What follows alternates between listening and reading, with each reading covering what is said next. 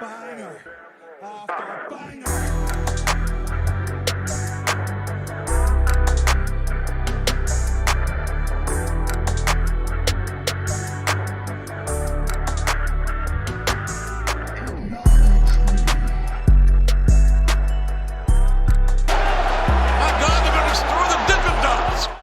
What's going on, guys? It's your boy Big Hero Chris back at you with another one. If you're new to the channel, go ahead and subscribe, give me a thumbs up, ring the notification bell, hit me up on Twitter, TikTok, the community post.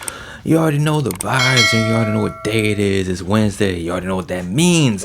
It's time for your AEW Dynamite review. And I gotta be honest with you guys. I gotta be 1000% honest with you. Going into this week's episode of Dynamite, man, looking at the card on paper, wasn't really too excited about it. I was like, it could be alright, but then again, you never know, man. But I gotta say, it was a pretty decent show. It wasn't one of the best Dynamites I've ever seen, but it certainly wasn't one of the worst. It started off with Jon Moxley wrestling Jeff Hardy. And you know, it's continuing the whole heel turn with the Hardy Boys, mainly Jeff Hardy. They were hyping up on commentary the fact that, you know, Jeff Hardy, he's been on a bit of a losing streak, and it's been affecting his mental, his mood and everything. He's not as jovial, he's not doing the Jeff Hardy dance like he normally does. He's being more aggressive, he's engaging in more heel tendencies and tactics and whatnot. And then you have Jon Moxley, who's just, you know, fucking Jon Moxley, you know, he just beats people up and he likes to bleed and, you know, give the middle fingers from time to time. And speaking of middle fingers, you had Jon Moxley flipping off the Cmll wrestlers who were in the front row. And I can't even lie to you guys, I'm not too up to date on my Cmll. I can't tell you who was in the front row. I think one guy was Mystico. That's the only wrestler from Cmll I know. Hey, it is what it is. But, you know, as far as the Jon Moxley and Jeff Hardy match, it was good. You know, Jeff Hardy has been actually having a lot of better singles matches than tag team matches, you know.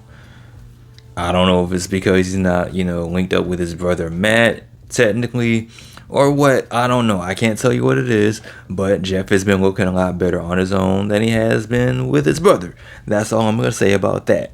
But it wasn't good enough to beat old Johnny Moxley. You know, after the match, Jeff Hardy flipped him off and he walked out the ring, and Jon Moxley was looking confused.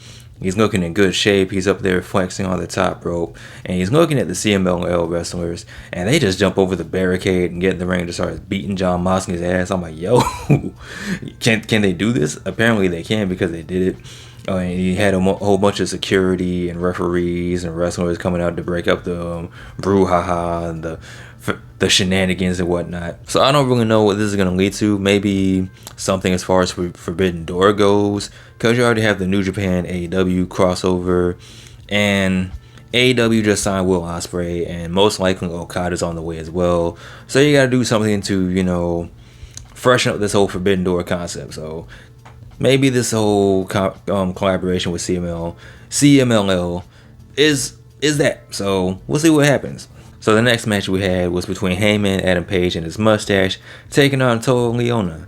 And again, this was another match I was like, I'm kind of like iffy about, because, you know, Toa Leona, I mostly see him in the 6-man tags or the tags with Khan or the Mogul Embassy. So I was kind of intrigued to see what he can do on his own.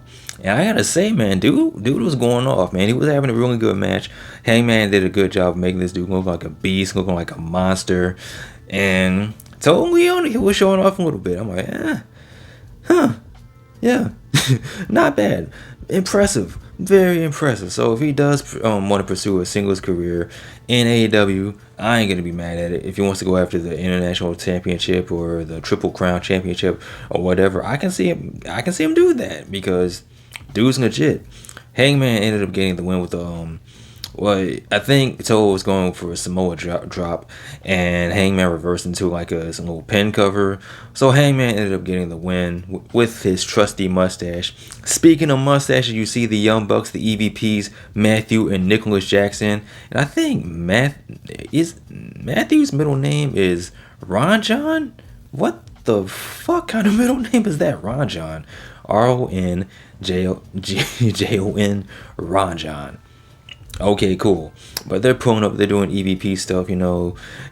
They threatened to find one of the production people. So there's that. And they're doing a really good job of, you know, playing up to this whole EVP gimmick. They even had a backstage segment with Darby Allin, you know, talking about how Darby and Sting have been ducking them. They haven't been answering their calls, their text messages and everything, as far as their challenge to Sting and Darby. But Darby said he's focused on those tag team championships. Speaking of the tag team championships, him, Sting, Ricky Starks, and Big Bill had a pre-tape segment where, you know, they're hyping up the match next week for the tag team championships. And most likely what's going to happen is Sting and Darby are going to win. I don't know what type of involvement the Young Bucks are going to have, Matthew and Nicholas, but I'm pretty sure they're going to get involved some way, shape, or form. And we will have new tag team champions. And this will lead to the Young Bucks taking on Sting and Darby Allin for the tag team championships in Sting's last match at Revolution. Next match we had on the card was Commander taking on Mr. Wardlow. It's actually Wardlow, but Dasha messed up. She was going for the Mr. Mayhem nickname, but she actually called Wardlow Mr. Wardlow, and I kind of like it, so from now on he will be known as Mr. Wardlow. And for what it was worth, man, this was a pretty typical match from Wardlow. You know, Commander was doing some of the things he's known for, like walking the ropes and doing his aerial high-flying stuff. But Wardlow was bringing the pain, he was bringing the power, he was, you know, doing a whole bunch of cool spots. There was even one spot where he was flexing and he was looking at himself at the Titantron, so that was pretty funny. However, something that wasn't funny is a possible injury involving Wardlow and maybe his knee. I don't know what happened or how he did this, but it looked like he tweaked his knee a little bit, and I don't know, but he was able to finish the match. He went for the power bomb, but he couldn't really hold up Commander because it's your leg, and you know you kind of need that to lift somebody up. So hopefully this injury isn't too serious. Maybe it's just a little tweak. Hopefully nothing too major, nothing to take Wardlow off of television anytime soon, because we already have enough injuries going on in wrestling for both WWE and AEW, so we don't need one more. But after the match, you had the Undisputed Kingdom. You know, they're talking to Commander, especially Roddy. He's saying Commander had a chance to, you know, take the Undisputed Kingdom up on their offer, and he played their faces, and they're about to put the beat down on him. Then you had Orange Cassidy and Trent come out, and they ran off the Undisputed Kingdom. So there's that, you know, just building up more for the match between Orange Cassidy and Rod Strong at Revolution for the International Championship. So next up we had Kyle Fletcher taking on Chris Jericho, and it was okay. There were a couple, you know, clunky spots in the match. It wasn't Chris Jericho's best match, and it wasn't Kyle Fletcher's best match. There was a couple botches, there was a couple mistakes. These things happen from time to time, you know. They happen, but the match wasn't all that good. And I'm also tired of this whole Don Callis family, Chris Jericho rivalry. I'm just ready for this to end, but it doesn't look like it's ending anytime soon, ladies and gentlemen. Chris Jericho beat Kyle Fletcher, and then after the match, you had Takeshita come out, and he challenged Chris Jericho to a match next week, one-on-one. Takeshita taking on Chris Jericho, the rematch from DDT. I think they had a match at DDT, a match in which Chris Jericho won. So is Chris Jericho going to be able to go back-to-back and have back-to-back victories over Takeshita? God, I hope not, because Takeshita does not need to lose to Chris Jericho. That's not a good look for anybody. So next up, we had a random-ass segment with the Bang Bang Scissor Gang, the Acclaimed, and the Gun Club. It was really random, you know. They were in the ring. I think they were just filling time because of the whole Wardlow injury, and that kind of messed time up. So Tony Khan probably just sent him out and just said, hey, just stay scissor me. And they brought out Cardblade, but immediately threw him back out the ring because he's fired. But then they brought in Juice Box Robinson. I can't remember what they call cardboard juice box, but cardboard cutout wrestlers are over, so who would have thunk it? But it was pretty much a time filler, nothing too major. Guns up and scissoring and, you know, all that jazz. But after this, we had the one-woman's match between Deonna Purrazzo and Taya Valkyrie. But for what it was worth, it was a good match. They have history going back to TNA, so I already know they can cook up something good in the ring. Johnny Television was out. He was out there as well, you know. He's funny. He's a funny guy. But speaking of funny, you had Toni Storm on commentary, and that's always a treat. This time, she realized that Tony Schiavone was back on commentary, and she said that he looks rough, he looks horrible, he looks like he's aged 1,000 years. Deonna Purrazzo ended up getting the win, and most likely what's going to happen, you're going to have Deonna Purrazzo taking on Toni Storm at Revolution, so I ain't mad at it. But now this leads us to our main event, the second of the Dealer's Choice matches. This time, it's going to be whose house? Swerve's house, taking on the handpicked opponent, picked by Hangman Adam Page, the whole effing show, Rob Van Dam. And there was another thing that Hangman mentioned that Swerve kind of didn't take advantage of, but Hangman did.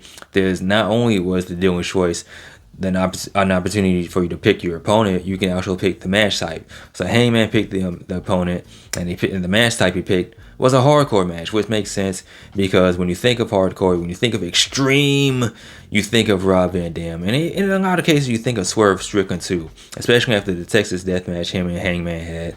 So it only makes sense to have him go down that road again. But Rob Van Dam, he still looks good, man. He still looks good for his age. I think he's in his 50s, but he can still go. He's still kind of low-key looks like the Rob Van Dam I grew up on. So that's always cool. And this was a solid match, man. You had table spots and chairs and stairs and people doing the Prince Nana dance. They were butchering it, but you know, we're all riding our own horses. It's all good. It is what it is. As long as you have fun, I guess. I don't care whatever you do. Rhythm, no rhythm, just whatever. But as far as the outcome of this match, Swerve ended up getting the win with a Swerve Stomp. Solid match, man. Rob Van Dam still got it. And then after the match, you had Hangman come out, and he gets into the face of Swerve, and he's like, listen, he's playing the role of Ultimate Hater. He's like, I know what you want. You want the AEW Championship, but what Hangman wants is for Swerve not to have it. And on top of that, he wants to be the AEW Champion. And Swerve's like, I don't give a good gosh darn what you want because I already beat you twice. You can't beat me, Hangman. You just can't do it. Hangman said, listen, the only reason you beat me twice is because you had the Mogul Embassy with you. You can't lace up my boots. You can't do it on your own. And Swerve's like, you know what, bitch boy? Next week on Dynamite is going to be the rematch, Hangman Swerve 3, and the implication is whoever wins this match will go on to face old Joey Samoa at Revolution for the AEW Championship. Now, I'm still standing on business. I'm standing 10 toes down. This is still going to be a triple threat match. Now, exactly how we get to this, I don't know. Maybe a doubles disqualification. I'm predicting a double count out. I could be wrong, but I think that's what you do because it's got to be a triple threat because these two have been undefeated. They've been going at it. They both want the AEW Championship, and even Samoa Joe on commentary said it doesn't matter. They both can get this work. So it's going to be a triple threat match. Mark my words, ladies and gentlemen. And the last thing I have to mention, but I will be remiss if I didn't mention this. Guess what? Tony Khan has a special announcement. Next week, he's going to make a big announcement, a huge announcement, a special announcement. Now, of course, you know, with rumors going around, it can either be Okada, or it can be in a location of an episode of Dynamite, maybe in Boston. You know who else is from Boston? Mercedes Moné. I think we're finally going to get the official announcement. It's either going to be the location of a venue, which is going to pretty much lead to the announcement of Mercedes Moné officially joining AEW. So I'm here for it. You'll have a couple weeks before Revolution. Maybe you can have her show up at Revolution. I don't fucking know. But I think that's what it is. It's going to be Sasha Banks. It's going to be boss time. It's going to be CEO time. It's going to be time for Mercedes Moné. But with that being said, guys, what did you think of this week's episode of Dynamite? Let me know in the comment section below. Of course, as always, like, comment, and subscribe. You guys take care. Peace. I'm out. Peace.